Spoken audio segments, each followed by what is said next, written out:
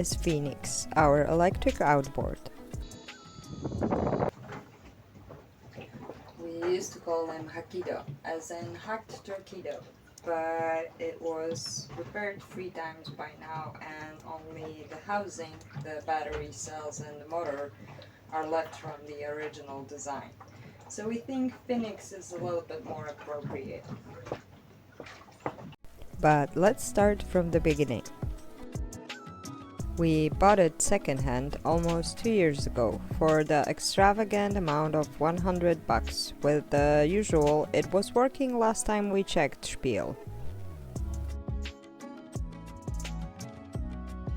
Upon investigation, it turned out it wasn't, but we already knew it probably wouldn't and didn't really care.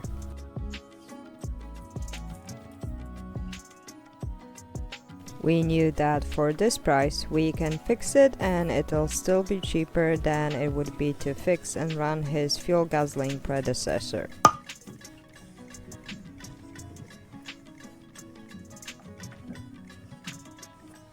So we did just that. I won't get into much detail as there is already a video on that.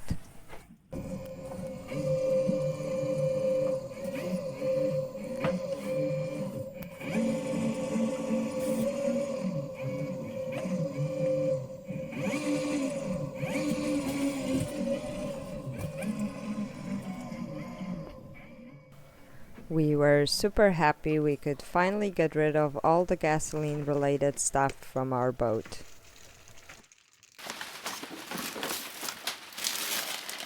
No, not needed anymore. Będzie służyć. Na sunblast. Na sunblast. But 6 months later, now spoiled by the considerably less noise, we wanted it to be even quieter and decided to give the planetary gear a quick service. All that you can find in our 2-part If It Ain't Broke, Don't Fix It series. Short version is, we did try to fix what wasn't broke and were punished for it.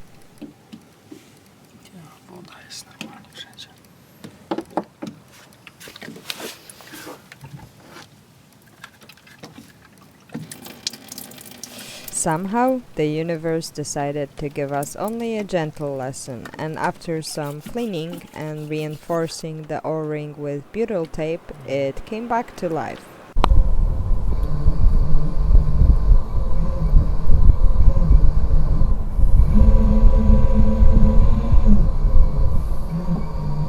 We went on many adventures together.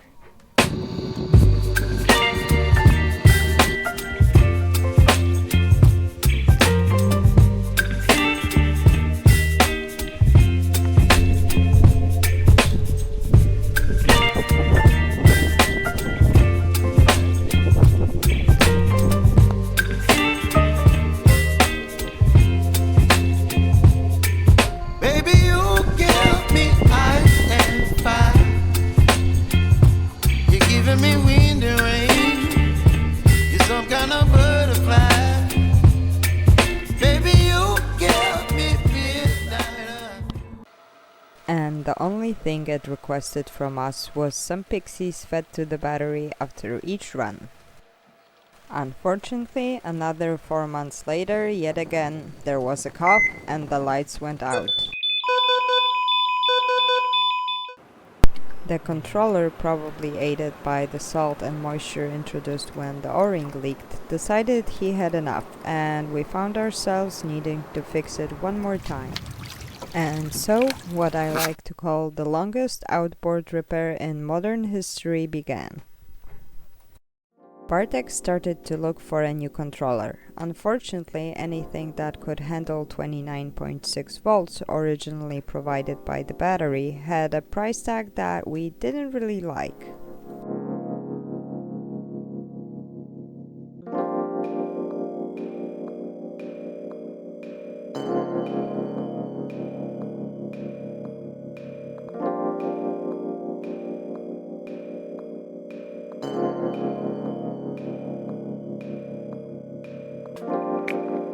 So it was decided that the battery will be rearranged from 8S5P to 4S10P.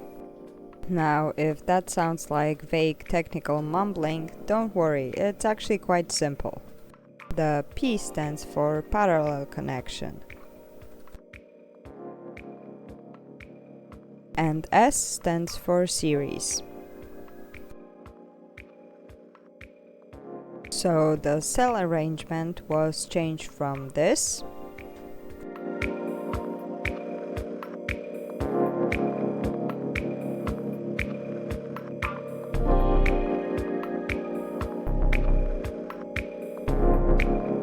to this.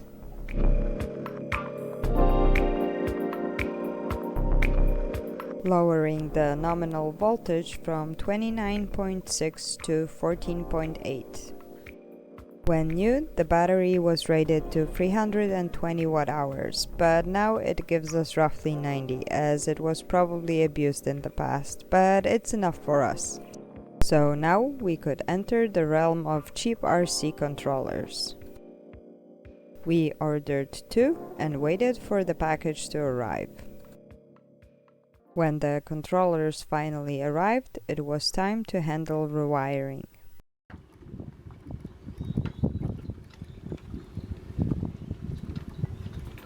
Zrobimy na 3,5. As the new controller would not fit in the motor housing, nor is it the best place for electronics as our experience shows, we needed to run new cables from the motor.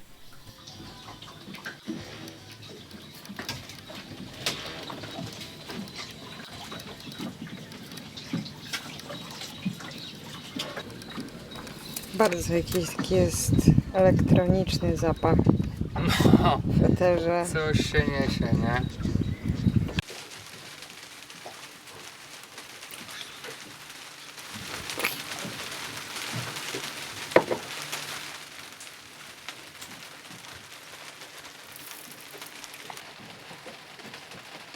The progress was slow, especially that there were many cookies to be eaten and many coffees to be drank. Że Idzie spać. już nie chcę.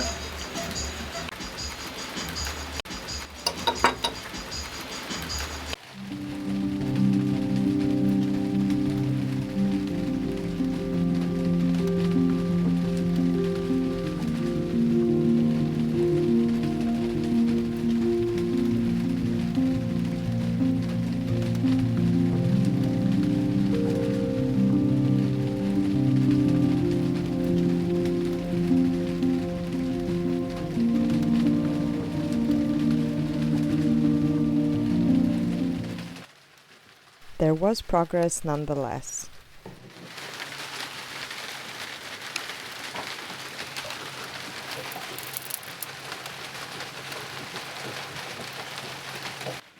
We first hoped to fit the controller inside the battery housing. It would be a neat solution, slightly more waterproof and functional, as the controller would be taken inside with the battery anytime outboard was not in use, and there would be no need for having the plus and minus posts. Ile mówisz mililitrów? True to our make-it-yourself-if-you-can approach, we decided to create a fiberglass plug for the motor-to-controller connection.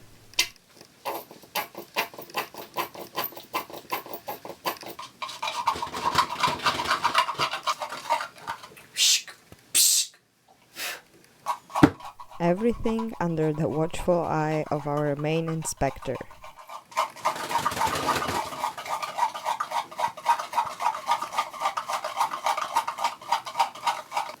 Czy za dużo miejsca jest?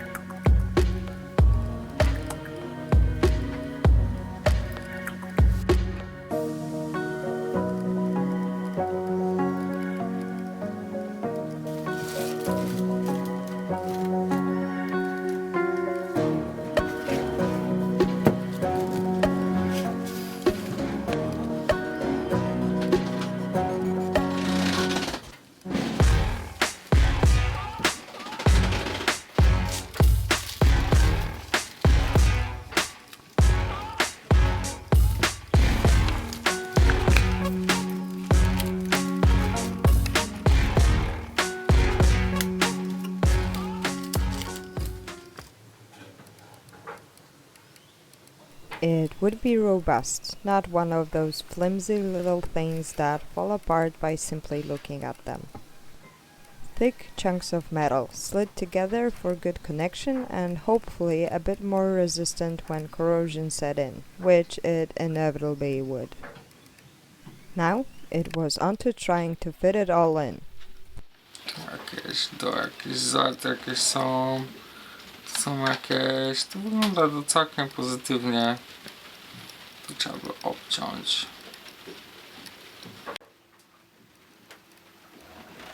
Some cables get trimmed.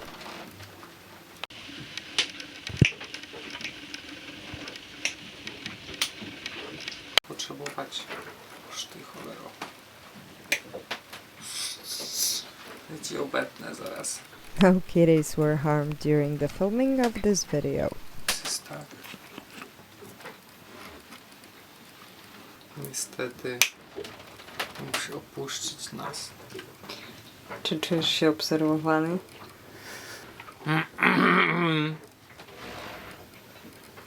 Again, everything was of course closely supervised. Nie może z siebie.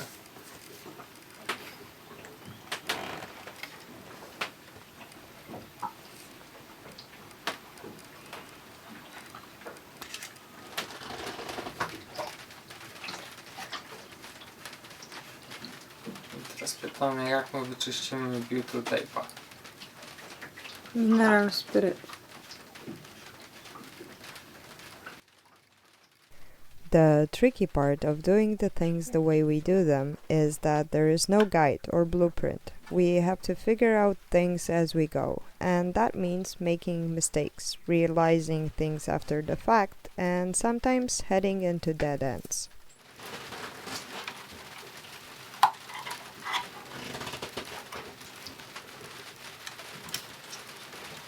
Elegancko. Zobacz, że tam wejdzie. Like in this case, when we realized that the controller actually barely fit inside the housing when we took into account relays or a beefy switch to be able to turn it on and off. That if there was no post, we couldn't use the battery for other things, like powering a crush pump to bail out a sinking boat, for example. And finally, none of the many ways of securing the plug for connecting the motor really convinced us. There was either not enough space or a potential for leaking. So, as we often do, we let it sit until we could come up with a plan how to proceed. Now, if I was to stick to the timeline, I should slap end of part 1 here and leave you hanging for at least 4 more quests. But it's enough that we had to wait 6 months for the conclusion of this project, so screw the timeline. We'll get back to it in the next video. Partially due to the amazing friends we have here that helped us out with transport whenever we needed it, and partially due to our tendency for procrastination, we didn't touch the project for 2 months, waiting for the aha moment when we could come up with a neat and perfect solution.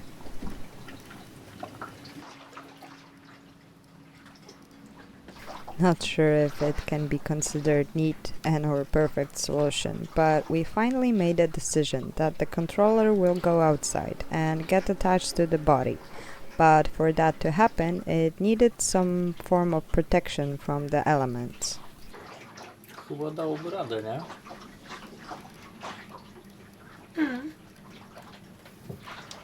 No nie? Once we were sure that this is the way we want to proceed, our fabulous connector was cut, as now the motor would be connected permanently.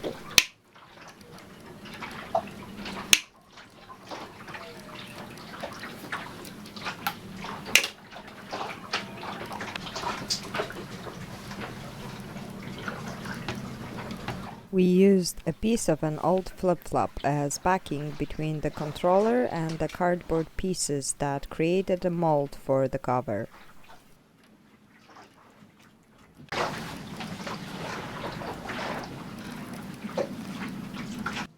And a lot of packing tape to create additional protection. Pytanie, czy to nie jest zbyt optymistyczne, że my ten materiał tak zagniemy, że on tu będzie chciał być tak. Wiesz, o co chodzi? Damy radę chyba. Tu ma być pasta, nie? Tu ma być pasta. We used old board shorts for the first layer as we didn't have lightweight fiberglass that could conform to the tight spaces. To jest ale fantastyka, już widzę jak to wyjdzie. Już na pewno. We busted out our fiberglassing kit and got to work.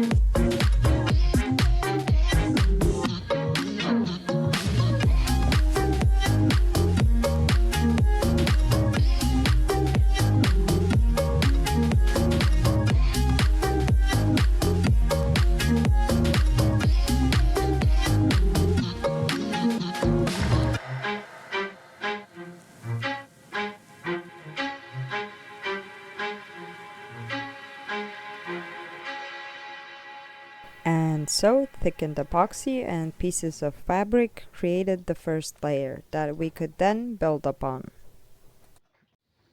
Pomóc? One unruly piece of plastic was refusing to cooperate, but at the end we were quite pleased with the result.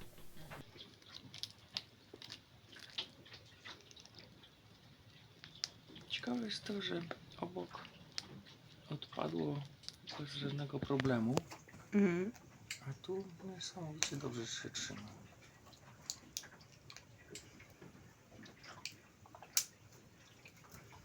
To jest przecież ta sama siateczka. Może cieplej było i się rozpuściła? Może być, bo tu jest grubienie. No. No i tu jak jest shininess. Nice. And then it got benched again. As I said before, we are not the most organized people and we tend to jump between projects. But a moment came when it was time to detach from our friend's boat and we needed to be self-sufficient again. So while I was visiting family in Europe, Bartek finished the fiberglassing.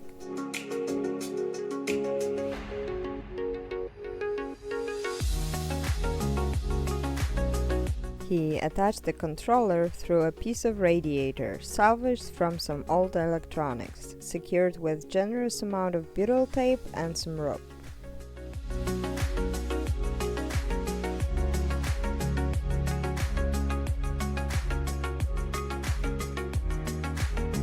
He also dealt with all the connections and created 2 posts out of beefy screws that we used to connect the controller to the battery. The old motor connection plug is now used for charging and balancing the battery. Oh, and the handle got switched to a regular potentiometer. The newest addition after the 360 encoder death. And so, Phoenix rose from the ashes once again, and it's been working flawlessly ever since.